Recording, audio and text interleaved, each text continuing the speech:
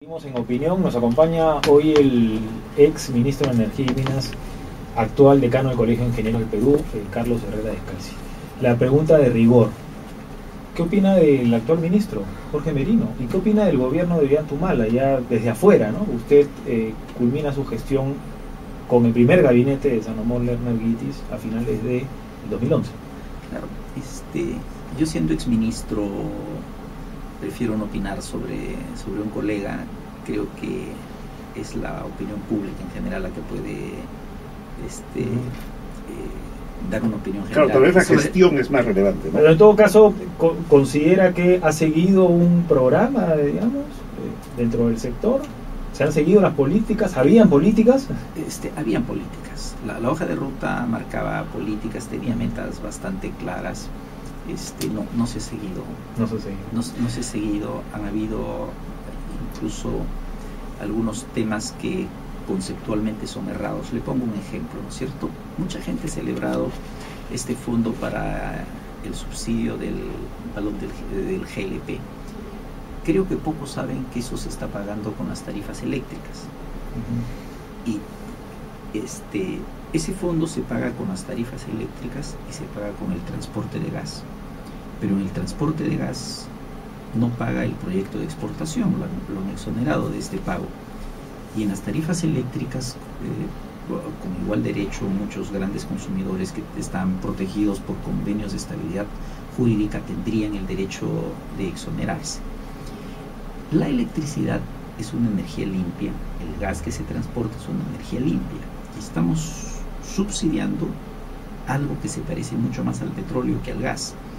Porque si bien de los yacimientos de Camisea salen los líquidos que buena parte de ellos luego se convierten en GLP, tienen un valor de petróleo en el mercado. Y lo que se buscaba en este gobierno como tema fundamental de política energética en el lado petrolero era despetrolizar la economía del Perú.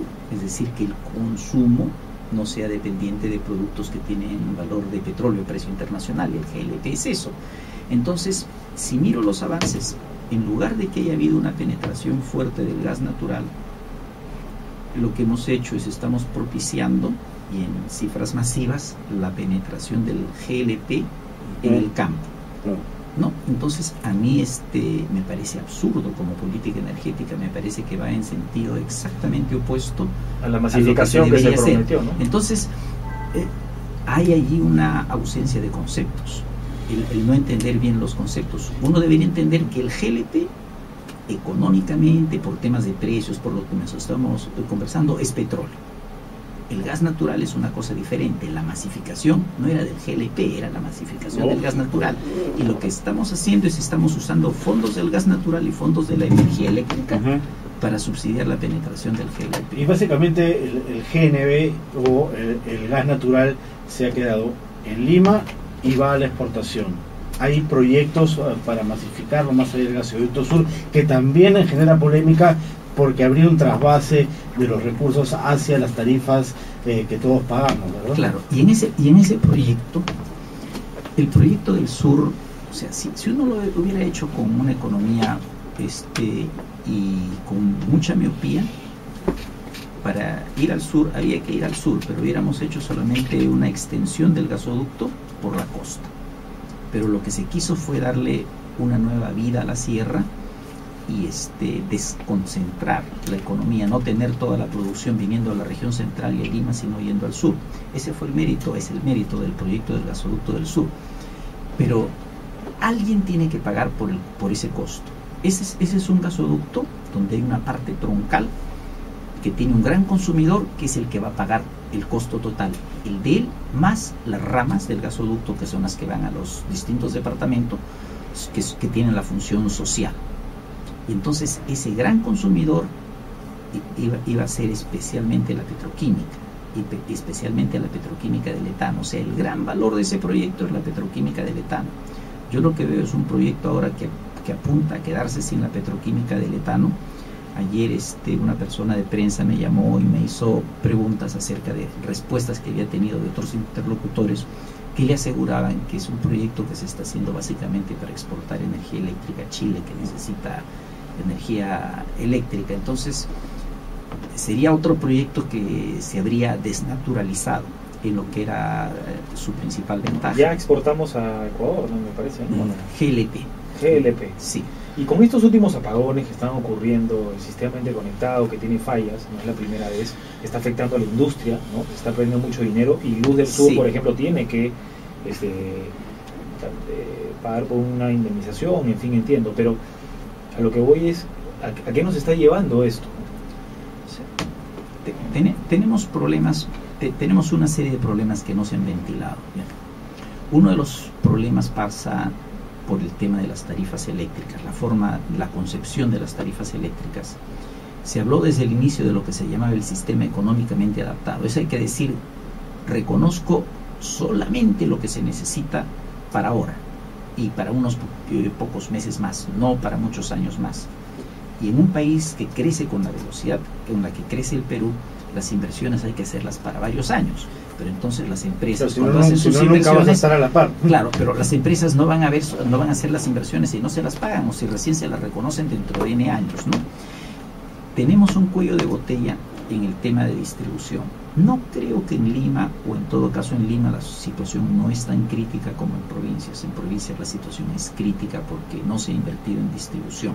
Esto es la actividad luego de que la energía producida y transportada en grandes bloques entra a las puertas de las ciudades, para que desde ahí las empresas distribuidoras las hagan llegar a las personas. Pero además no hay nuevas centrales hidroeléctricas, que se supone que es la fuente mucho más importante de generación de energía en el país. Por ejemplo, la única que más o menos se sigue manteniendo, y yo tengo incluso un familiar que trabaja en Electroperú, me mencionaba, por ejemplo, que no se ha mejorado en absoluto incluso la infraestructura, la tecnología que tiene la central hidroeléctrica de Mantaro. La central del Mantaro, que es la que más o menos provee en algo, ¿no? O sea, Mantaro es un excelente ejemplo de una central bien hecha, bien concebida, muy bien mantenida por Electroperú, y que tiene una cosa que es una gran virtud en las centrales hidroeléctricas, se llama factor de planta alto. Esto es la posibilidad de poder entregar energía a lo largo de todo el año. Y para eso se requiere reservorios especiales, que es el caso del Mantaro. Pero el tema de las hidroeléctricas es un tema crítico. En estos momentos no se encuentra una solución, porque no se conoce, tampoco no se enfoca la raíz del problema. El problema de construir una hidroeléctrica es que cuando uno se embarca en una hidroeléctrica, las andinas en todas las hidroeléctricas andinas uno tiene que tener un túnel. O sea, aprovecha las grandes pendientes que hay en las caídas de los ríos, toma el agua en una parte alta y entra por un túnel y busca una salida del río que esté mucho más abajo, y ese salto es el que lo usa para la generación de energía eléctrica. Pero los túneles en los Andes son difíciles, no es lo mismo un túnel de hidroeléctrica que un túnel de minería, y entonces tienen muchísimo riesgo. Y cuando tienen muchísimo riesgo, pues el túnel puede representar que la hidroeléctrica al final cueste 50%, 100% más de lo que su presupuestó, y en ese caso la tarifa no la paga. Entonces las empresas son muy renuentes a hacer estos proyectos. Solamente empresas con grandes espaldas financieras se atreverían a algo así, y además quieren contratos anticipados de compra de energía que son difíciles de obtener. Yo ahí buscaba una solución. Si uno mira históricamente, las grandes centrales hidroeléctricas las construyó el Estado. ¿Sabe por qué? Porque el riesgo se lo estaban pasando a toda la población del país. Entonces, cuando lo toma el Estado, el riesgo se lo pasa a la población del país. Mi esquema para la situación de las hidroeléctricas es, primero, que intervenga Electroperú, que las concesiones de las grandes hidroeléctricas se le den a Electroperú, que Electroperú haga los estudios, tiene cómo pagar los estudios, $10 millones más o menos por estudio. Entonces sabe qué hidroeléctrica le conviene al Perú, y una vez que la tiene lista, tiene el estudio como para construirla, Electroperú la pone en una vitrina y la concursa, y el capital es privado, 100% privado. Viene un concesionario, hay empresas calificadas que lo pueden hacer, la construye, ellas invierten, no Electroperú. Pero igual que toda la infraestructura, igual que todo negocio de capital, uno pone un capital al inicio y lo recupera en determinado número de años con una tasa de interés que lo satisface. Bueno, buscar otras opciones como lo eólico también.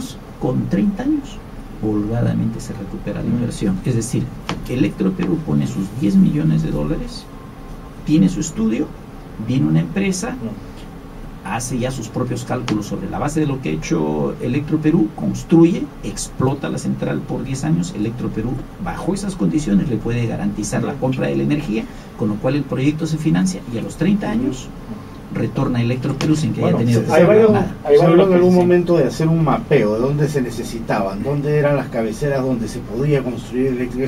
Eso por lo menos se tiene o todavía no. Se hizo hace muchos años, se hizo en la segunda mitad de los 70s y en los 80s. Comenzando los años 80s había una misión alemana de energía.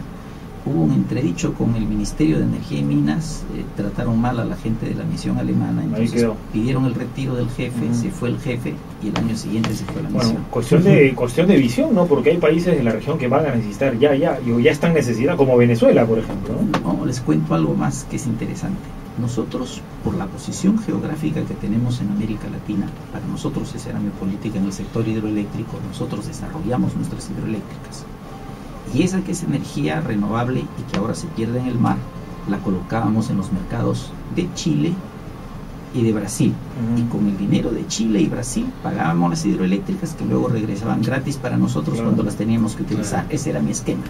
Y usábamos la posición geográfica que tenemos, que es una visión clara. Lo que se está haciendo ahora, quien está construyendo hidroeléctricas es Ecuador. Y así como van las cosas, van a ganar el vivo, como se dice. Ecuador nos va a terminar vendiendo a nosotros. Increíble. Bueno, quédese un ratito más por acá, por favor, ingeniero, porque no hemos hablado de minería todavía, que es importante conversar con el actual decano del Colegio de Ingenieros del Perú, ex ministro del sector, Carlos Herrera Descalzi. Volvemos con la última parte de opinión.